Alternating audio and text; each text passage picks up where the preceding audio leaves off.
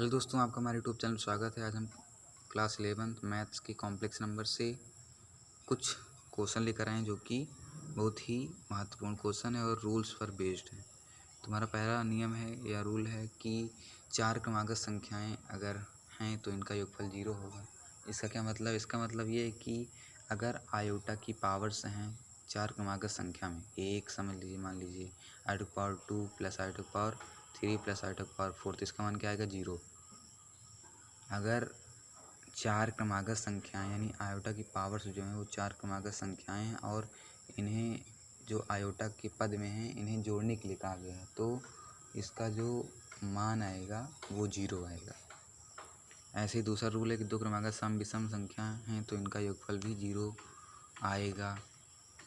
I to power 2 plus i to power 4 equal to क्या होगा? आई to power 2 का मान होता है -1, आई टू पावर 4 का मान होता है +1, तो ये 0 आएगा। ऐसे विषम का भी रूल होता है, ठीक है। अगर क्रमागत हैं तो ये भी 0 आएगा। अब देखिए, हम कुछ ऐसे क्वेश्चन करेंगे जो कि बहुत ही हार्ड हैं, मतलब इन रूल की सहायता से हम बहुत ही ईजिली कर सकते हैं। तो हमारे क्वेश्चन है कि i to power 1001 plus i to power 1002 plus i to power 1003 plus ऐसे डॉट डॉट, ये कहाँ तक है? आई टू पावर 1008 तक, यानी इसका मान निकालिए।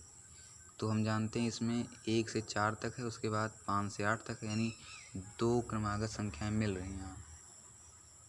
तो अगर हम मान निकालें आयोटक पावर 1001 प्लस 1002 प्लस 1003 प्लस 1004 तक, तो ये तो 0 आ जाएगा।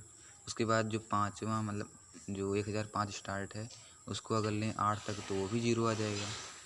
ठीक, कहाँ से? ये अगर हम इसे नियम 1 मान लें तो इसे नियम 1 से ये सब हो रहा है, ये रूल होता है, ठीक, निकाला गया है ये।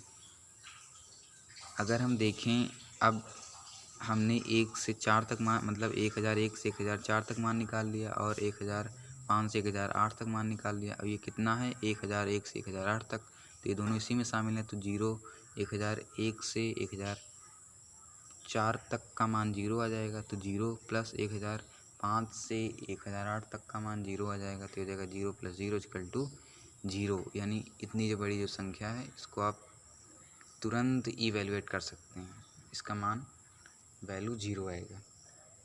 ये हमारा आंसर होगा, ठीक। ये एनडीए में पूछा गया है प्रश्न। अब दूसरा क्वेश्चन है, जैसे अगर आपसे पूछ लिया कि आयोटक पावर 17 प्लस आयोटक पावर 18 प्लस आयोटक पावर 19 प्लस आयोटक पावर 20 क्या होगा? इसे आप बिना निकाले बता सकते हैं कि इसका मान 0 होगा। क्यों? क्योंकि चार क्रमागत संख्याएं हैं, इसलिए 0 होगा। ऐसा क्यों होता है? क्योंकि अगर आप एक्सपेरिमेंट किए हों कि आयोटक पावर 1 प्लस आयोटक पावर 2 प्लस आयोटक पावर 3 प्लस आयोटक पावर 4, तो इसका तो मान एक ही होता है, आयोटक पावर 4 का 1, ठीक। और प्लस आयोटक पावर 3 का मान क्या होगा? हम जानते हैं आयोटक पावर 3 का मान होता है माइनस आयोटा, ठीक। आयोटक पावर 2 का मान क्या होता है? -1।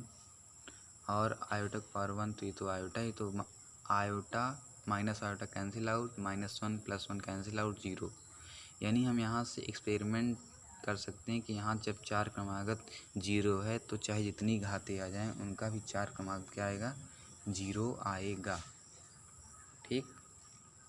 एक और हम क्वेश्चन लेते हैं, जैसे आयोटक पावर 2n प्लस आयोटक पावर 2n + 1 आयोटक पावर 2n + 2 आयोटक पावर 2n + 3 का मान क्या होगा?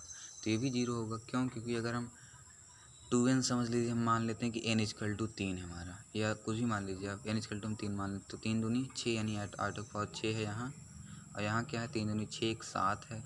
उसके बाद +2 है, यानी आयोटक पावर 8 है। उसके बाद 3 है, प्लस में तो आयोटक पावर 9, 6 7 8 9 क्रमागत है, इसलिए इसका मान 0 आएगा। धन्यवाद।